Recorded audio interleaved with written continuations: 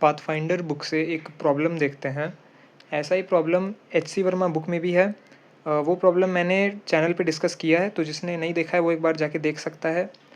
ठीक है, तो ये वाला जो प्रॉब्लम है इसमें क्या कहा है कि दो पुलीज़ हैं, इस एंड को u1 स्पीड से नीचे खींचा जा रहा है और इस एंड को u2 स्पीड से नीचे खींचा जा रहा है।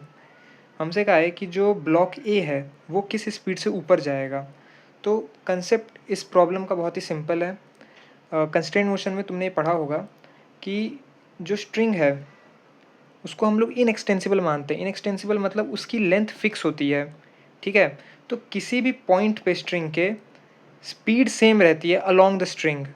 इसका कहने का मतलब क्या है कि जैसे मेरे पास एक स्ट्रिंग है ए बी, ठीक है, तो जो ए बी का लेंथ है वो फिक्स रहता है हमेशा। मतलब जो स्ट्रिंग है ना उसका लेंथ इंक्रीज़ कर सकता है ना उसका लेंथ डिक्रीज़ कर सकता है।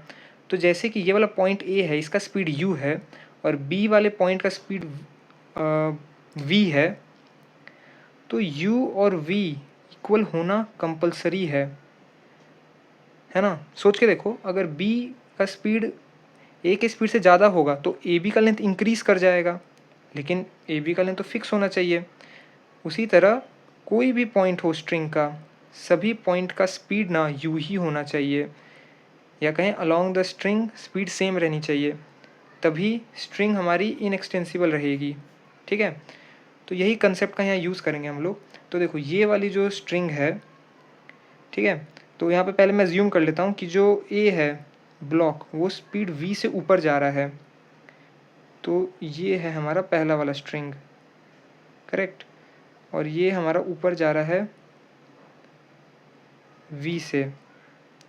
तो इस एंगल को मैं मान लेता हूँ ये एंगल अल्फ़ा है, ठीक है, और ये दूसरी स्ट्रिंग है। तो ये एंगल कितना बचा, ये एंगल बचा हमारा थीटा माइनस अल्फ़ा, करेक्ट। तो इसको जब u1 स्पीड से नीचे खींच रहे हैं और ये वाला पॉइंट स्ट्रिंग का v से ऊपर जा रहा है, तो अलोंग द स्ट्रिंग इसका कितना आएगा कंपोनेंट, ये वाला कंपोनेंट, ये आएगा v cos अल्फ़ा, करेक्ट। तो मैं लिख सकता हूँ कि v cos alpha is equal to u1। Similarly v का इस स्ट्रिंग के अलोंग कितना कंपोनेंट आएगा, ये वाला, ये आएगा v cos theta minus alpha, और ये स्ट्रिंग किस स्पीड से नीचे जा रही है, u2। अब बस इसमें हमें क्या करना है, अल्फ़ा को एलिमिनेट करना है।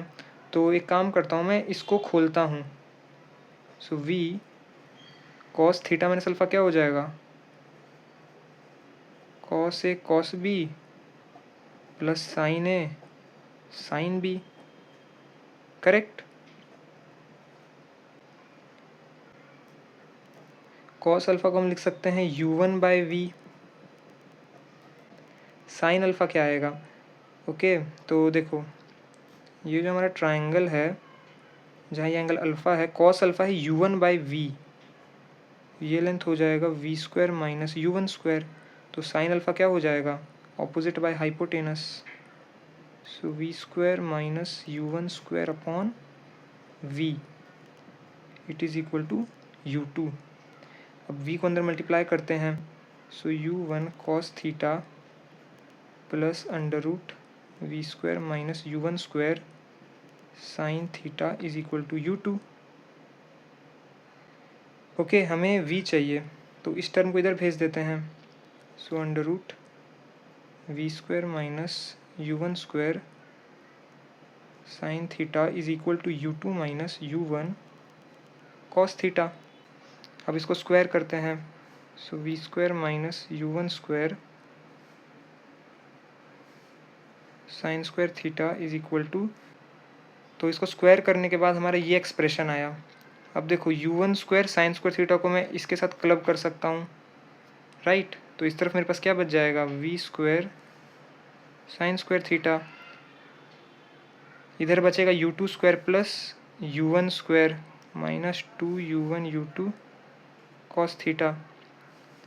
तो बस यहाँ से हमारे पास v क्या आ जाएगा, तो हमारा v का वैल्यू ये आ जाएगा u1 square plus u2 square minus 2u1 u2 cos theta का under root upon sine theta.